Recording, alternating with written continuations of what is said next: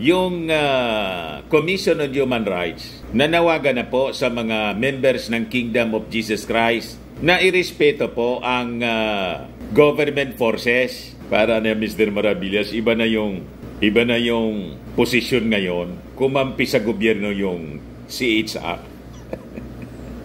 Ibig sabihin noon, mga kababayan, nakikita nila maganda yung ginagawa ngayon ng gobyerno. Tama yung ginagawa ng ating mga authorities. Kaya kumampi sila. Walang human rights violation.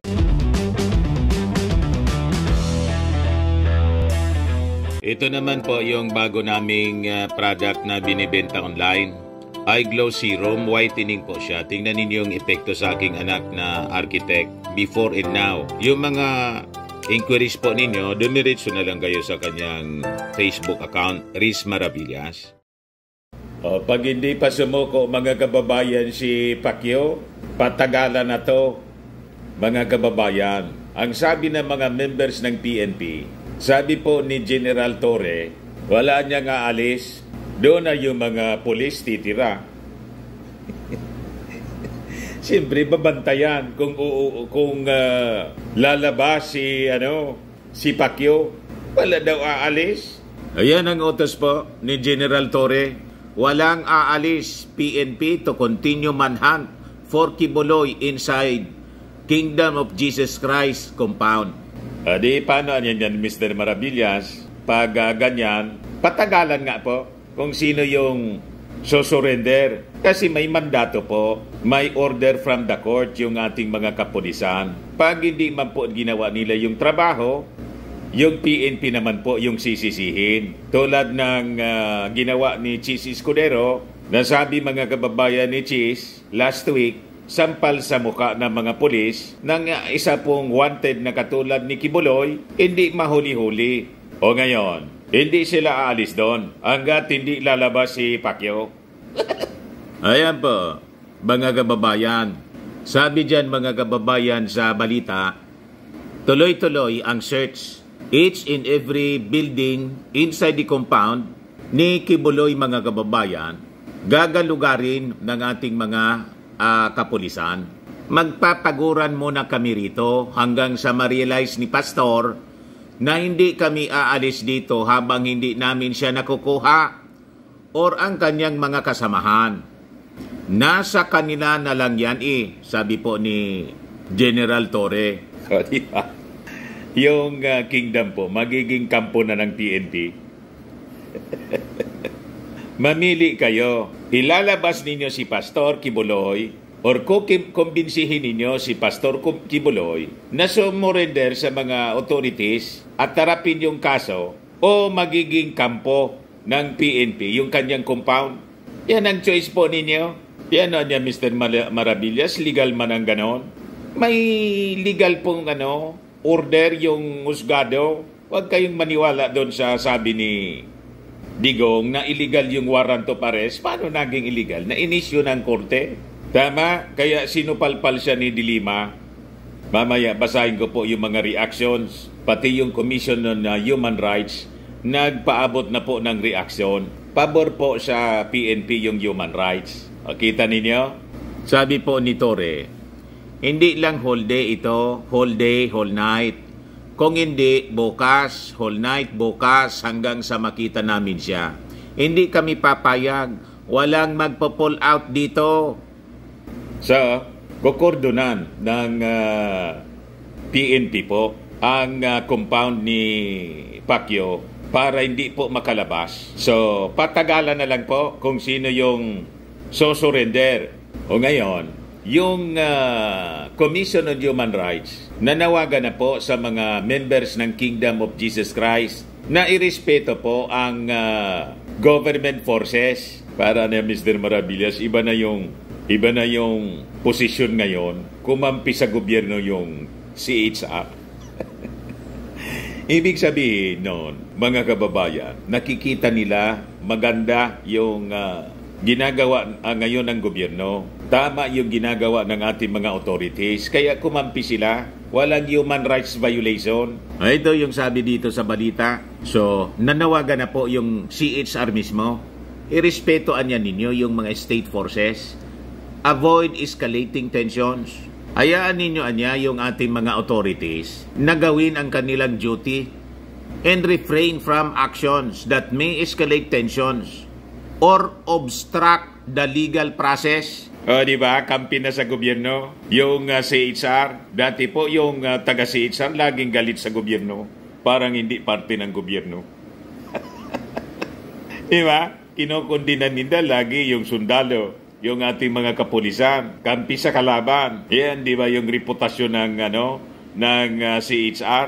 Pero ngayon, tingnan ninyo. Kasi po, yung mga biktima po, mga bata, mga kababaihan, di ba? Yun ang biktima ng sexual abuse ng akusado po, itong puganting si Kibuloy. So tama na kumampi sa ating mga authorities itong Commission on Human Rights. So the CHR issued its statement ngayong araw na to after around 2,000 members of the Philippine National Police raided the Kingdom of Jesus Christ compound para mag-serve ng warrant of arrest sa puganting si Pacquiao na wanted po sa child abuse, sexual abuse, and qualified trafficking cases. Mabibigat po yung kaso.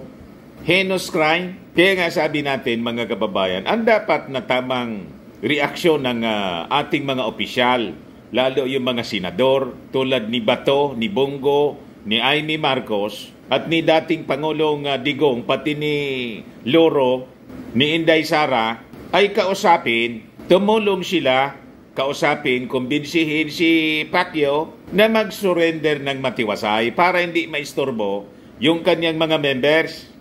Alam po ni Digong kung nasaan si Pacquiao. Inamin niya. Ngayon po, i-play ko sa inyo ito. Alam niya daw. Madali lang po. Mag-surrender, huwag mag-surrender, magtago ka na lang.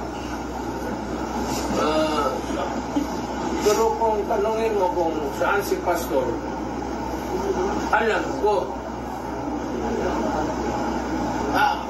Sabihin ko sa inyo kayo kung saan niya. Alam ko kung saan si Pastor. Alam niya daw. Secret. Pero secret daw. Kita ninyo? Pinaglalaroan niya, ginagawa niyang joke.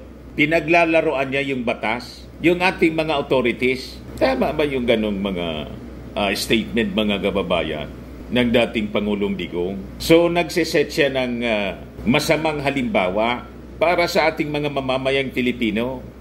Dapat nga, mga kababayan, siguro, as administrator, di ba appointed siya as administrator, pwede siyang kasuhan siguro ng harboring fugitive from justice. Kinakanlong niya. Inamin niya mismo sa video. Alam ko niya, kaya lang secret. Tapos tawanan yung mga reporters. Pinaglalaroan niya yung ating batas. Yeah, sabi po dito ng CHR, niremind niya yung ng CHR, yung mga supporters ni Kibuloy, to refrain from harassing civilians. Mali yata. Harassing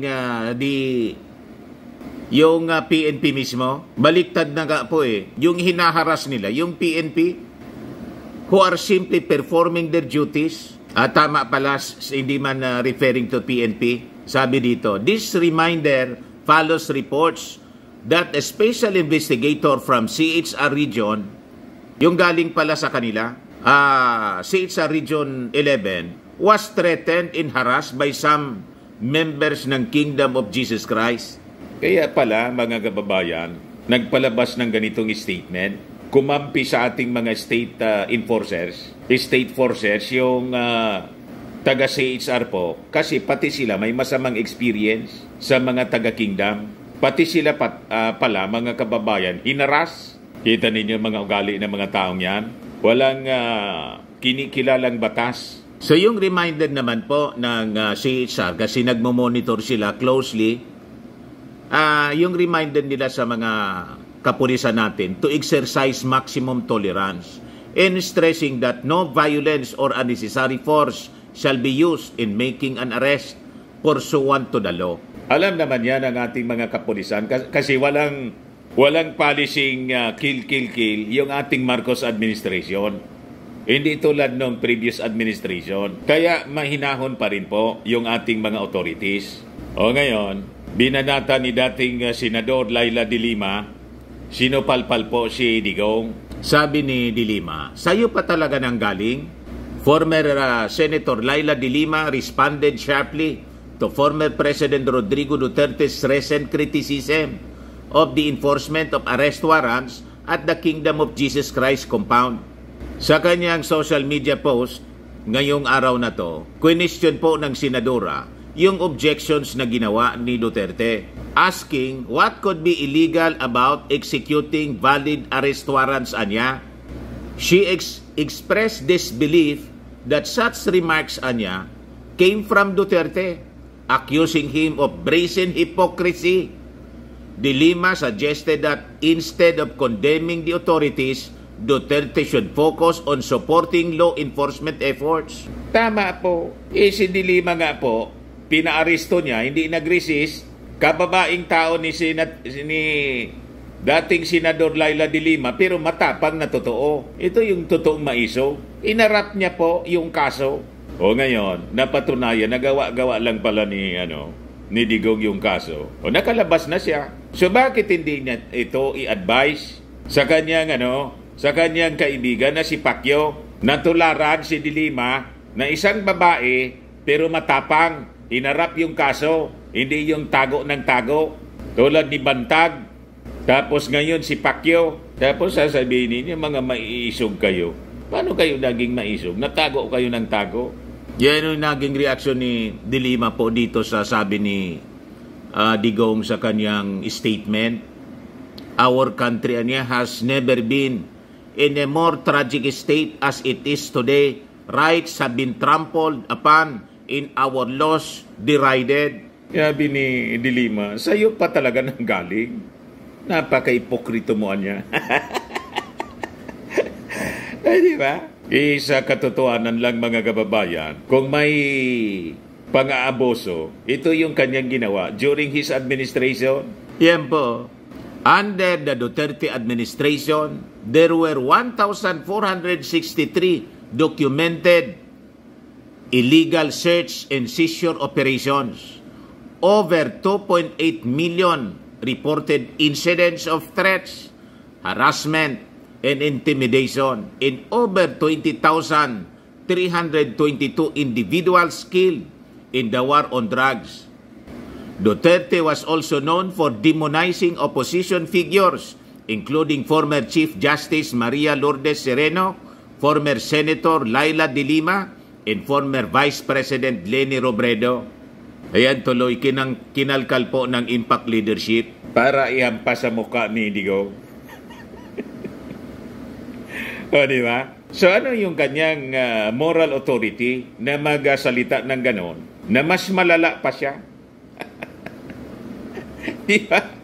On the record po, kung panahon niya to at kalaban si Pacquiao, hindi niya kaalyado, baka shoot to kill order na yung kanyang utos sa ating PNP. Kaya lang barkada niya, kaya ganito yung kanyang pagtrato. O ngayon, doon naman po sa reaction ni Inday Sara na kinundi na niya yung operations na ginawa ng ating PNP laban kay Pacquiao. Sabi dito, pag-interest ng Pilipinas, didma lang. Sabi ni Attorney Barry Gutierrez, yung dating spokesman po ni Leni Robredo. Sabi diyan, Attorney Barry Gutierrez criticized the Duterte family for being quick to speak out when defending their own interests or those of their allies, but remaining silent on broader national issues. Sa post mga kababayan sa X, yung dating Twitter, ngayong araw na to, Gutierrez highlighted the contrast between their vocal defense in specific cases and their perceived indifference to wider issues affecting the country. Si Vice President Sara Duterte anya, mabilis na kinundi na yung police actions at the Kingdom of Jesus Christ compound, describing the alleged use of excessive force as a gross abuse of power. She emphasized the violation of citizens' rights, including the alleged harassment of worshippers in the mistreatments of minors. Former President Rodrigo Duterte also expressed sympathy for the KOGC members, characterizing the incident as a tragic example of political harassment and a stain on the integrity of the involved authorities. Kaya sabi po ni Barry, ang bilis magsalita ng mga Duterte kung ang ipagtatanggol ay ang interes nila at ang mga kaibigan nila, ng mga kaalyado nila. Pero pag interes ng Pilipinas, deadma lang. Basag na ang mga kababayan yung mag-ama. O ito pa mga kababayan, sabi rito, isang kaibigan ng pugante. Quoting yung isang kaibigan mga kababayan na libro tungkol sa kwago at luro. So hindi man po kaibigan ng kwago yung luro, kundi ang kaibigan pala ng luro yung pugante.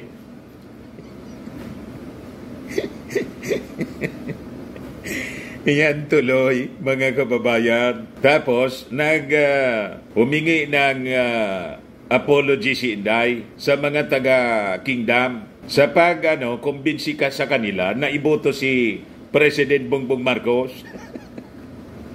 Sabi nga natin mga kababayan, kahit pa yung 8 million na boto ng mga members ng Kingdom ni Pacquiao, alisin sa boto ng ating Pangulo, 31 million plus. Panalo pa rin po sa pagkapangulo si President Bongbong. O minus ninyo, 31 million. Minus 8 million. Kumbaga 8 million ang members nila. Baka yung 8 million na members, hindi man lahat yan botante. O sabihin na natin, i-assume na natin, lahat botante. 23 million pa, mga kababayan, ang magiging boto ng ating Pangulong Bongbong. Panalo pa. Ang nakuha ni Leni Robredo, halimbawa, hindi si Bongbong ang kanilang binoto, kundi si Leni, kasi siya yung number 2 na nakakuha ng pinakang mataas na boto. 14 million kay Leni plus 8 million na galing halimbawa sa Kingdom. 14 million plus 8 million, 22 million, lamang pa mga kababayan ng 1 million votes yung ating Pangulong Bongbong. Kaya huwag kayong manumbat kahit anong gawin nating matiks-matiks. Panalo yung ating Pangulong Bongbong Marcos. At ang nagpanalo, naging presidente si Digong in 2016 dahil po sa mga Marcoses. Tinulungan po ni Amy Marcos si Digong. Kaya yung mga Marcos supporters, ibinoto si Digong. Naintindihan na ninyo? So pinapamuka ninyo na walang utang na loob yung mga Marcoses sa mga Duterte. Anong walang utang na loob yung mga Marcos? Kayo yung walang utang na loob. Kasi never ang mga Duterte, mga kababayan, makakaupo, makakaapak sa palasyo kung walang Marcos. Hindi man sila kilala. Marcos lang ang kilala, mga kababayan, sa buong mundo, sa buong Pilipinas. Kasi umupo yung tatay ni Bongbong for 20 years at may mga Marcos loyalist. Yung mga Duterte po, sa Davao lang po sila kilala. Nakilala sila kasi sinuport ni Super Ate. Mali po yung mga assumption ninyo, mga panunumbat ninyo. Pasalamat na lang si Inday nanalo as Vice President. Bakit? Yung 32 million niya na boto, 31 million yan, mga Marcos supporters. Yung excess po, yun man lang ang DDS. Ngayon nga 16% na lang. Yung mga Duterte, 36% ang Marcos. Napakalinaw po. So ang dapat na tumanaw ng utang na loob yung mga Duterte. Tama pa? Mali yung mga paniwala ninyo. Balikan natin itong sabi rito sa Impact Leadership na isang kaibigan ng pugante. Sabi diyan, Vice President Sara Duterte strongly condemned the recent police actions sa compound po ni Pacquiao for alleged excessive use of force.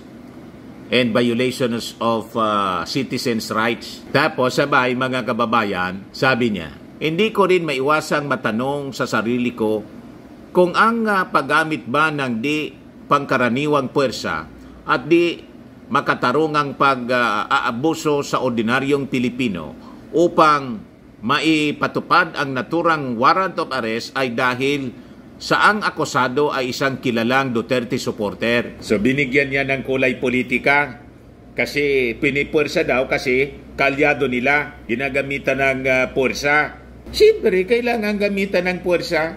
Ma-influensya po ang akusado. Paano hindi gamitan ng puwersa? At kahit hindi ninyo kaalyado, yung Tebes nga po, kaya tumakas sa palabas ng bansa, ginamitan ng puwersa, tumakas, pero inabol pa rin ng ating mga authorities gamit yung Interpol.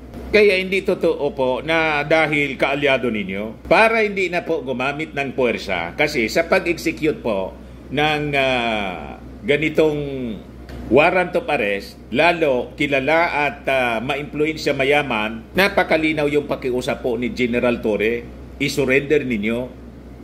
Tumulong kayo sa pagkumbinsi kay Pacquiao na isurrender niya yung kanyang sarili. Tularan si Dilima. Hinarap yung akusasyon laban sa kanya. Yun ang tamang advice. So pinasokan niya ng politika dahil daw sa kilalang supporter ng mga Duterte. Kaya nais ko ring humingi ng kapatawaran sa lahat ng miyembro, deboto at bumubuo ng Kingdom of Jesus Christ sa pagkikayat at pakiusap ko sa inyong iboto si Bongbong Marcos. Hindi na niya tinawag na President Bongbong Marcos Jr. Si Bongbong Marcos Jr. noong 2022, naway mapatawad ninyo ako. You deserve better. Filipinos deserve better. So ang ibig sabihin niya nung Filipinos deserve better, you deserve better daw, dapat siya na yung gawing acting president, sabi ni Harry Roque. Kasi mas better daw siya kaysa sa ating Pangulong Bongbong. Kasi yung ating Pangulong Bongbong Marcos, ang label nila, bangag, adik, huwag kami inday. Pang sarili ninyo yung inyong mga iniisip. Maghintay kayo ng 2028. At malayo man yung inyong kalibre kaysa sa ating Pangulong Bongbong Marcos. Yung hearing nga sa Senado, hindi ninyo masagot ng maayos. Dinadaan ninyo sa tantrums at mga salitang foul. Tapos sasabihin mo, Filipinos deserve better. Sino yung better? Kayo? At saka, sabi nga natin kanina, kahit hindi bumoto, hindi mo kinumbinsi yung mga taga-kingdom, malinaw, panalo yung ating Pangulong Bongbong Marcos. 8 million daw yang mga members ni Pacquiao. 31 million plus yung boto ni PBBM. Minus 8 million na members ng kingdom. 23 million pa ang magiging boto ng ating Pangulo. Napakalaki pa. Idagdag ninyo yung 8 million sa 14 million ni Leni Robredo. Kung halimbawa doon kayo sumuport, 22 million lang.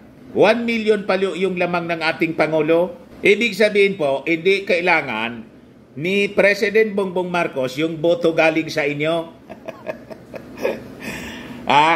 Sa barkada ninyong pugante na si Pacquiao, hindi kailangan ng ating Pangulo para makaupo sa Palasyo Malacanang. Napakalinaw, simple mathematics. I-compute mo. Tama? Yan kasi, hindi ka na lang tumakbo sa pagkapangulo. Kasi hindi ka man naniniwala na mananalo ka. Kaya sumakay na lang kayo kay President Bongbong Marcos, hoping na pag 2028, i-endorse kayo. Pwede sana nga kayo i-endorse. Kaya lang, inaway-away ninyo si Pinsan. Tapos si Lisa Marcos, asawa yun ng ating Pangulo. Tapos yung tatay ninyo, walang tigil sa paninira. Alangan man i-endorse ka.